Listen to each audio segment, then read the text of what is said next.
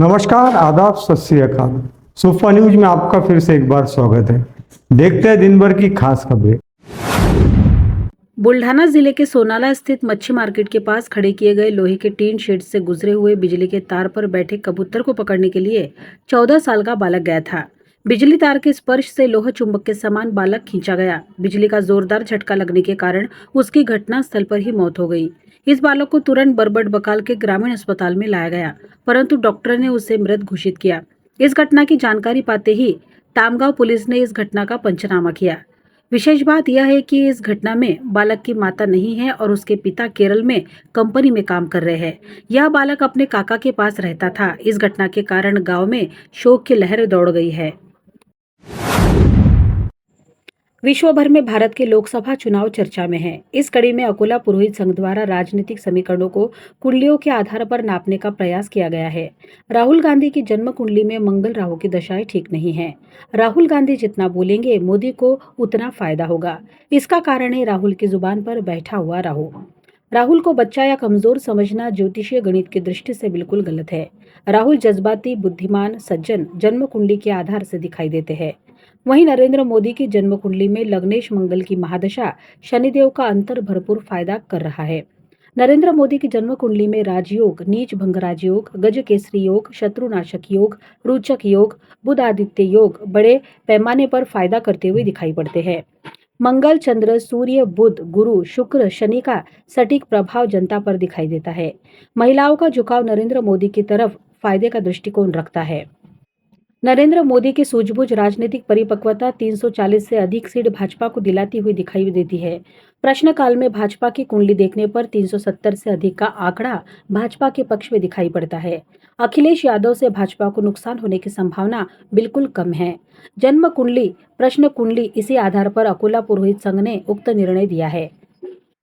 सभा में सर्वश्री पंडित रतन तिवारी, रमेश आडिचवाल, विमल व्यास, सुमित तिवारी, प्रमोद तिवारी, लाला तिवारी, दीपक तिवारी, भैरू शर्मा एवं पंडित रवि कुमार शर्मा उपस्थित थे। जिलाधिकारी अजित कुमार ने कुछ दिनों पहले बैठक लेकर महानगर पालिका समेत अन्य विभागों को मानसून के आगमन को देखते हुए आवश्यक इंतजाम करने के निर्देश दिए थे, परंतु महानगर पालिका प्रशासन द्वारा इसे अभी तक गंभीरता से नहीं लिया जा रहा है।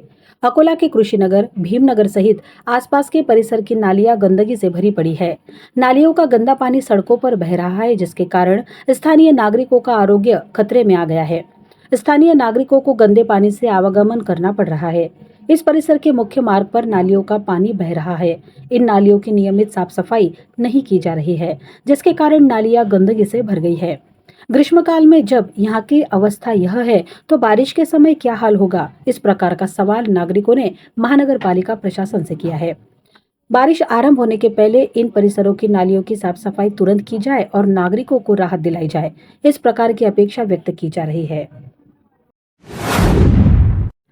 अकोला जिले के बालापुर तहसील के अंतर्गत आने वाले पारस बिजली प्रकल्प में वर्तमान समय में 500 मेगावाट चल रहा है, जिसके कारण बिजली निर्माण प्रकल्प करते समय अनुबंध के अनुसार इस ग्रामीण भाग के 30 किलोमीटर परिसर में प्रदूषण न हो और पर्यावरण का नुकसान न हो, यह बात कही गई है।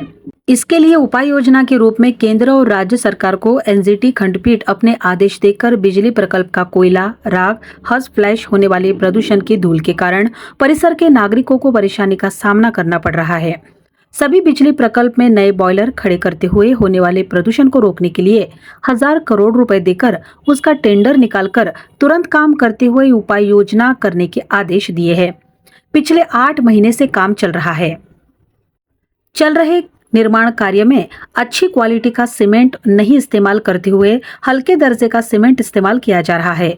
इस प्रकार 90% काम में डस्ट का इस्तेमाल किया जा रहा है। यहाँ के कर्मचारियों को किसी भी प्रकार के सुरक्षा साधन उपलब्ध नहीं कराए जा रहे हैं। खुदाई कारक के कारण केमिकल युक्त पाइपलाइन फूट गई है, जिसकी ओर वरिष्ठ अधिकारी ध्यान देने के लिए तैयार नहीं है। आज के लिए बस इतना ही। कल हम फिर मिलेंगे नए समाचारों के साथ। तब तक आप देखते रहिए सुफा न्यूज, आम आदमी की आवाज। यदि आपने अभी तक हमारे चैनल को सब्सक्राइब नहीं किया तो सब्सक्राइब करें, शेयर करना ना भूलें और बेल आइकन बटन जरूर दबाएं, ताकि आपको दिन भर की लेटेस्ट खबरें समय समय पर मिलती रहे। तब तक के लिए नमस्कार।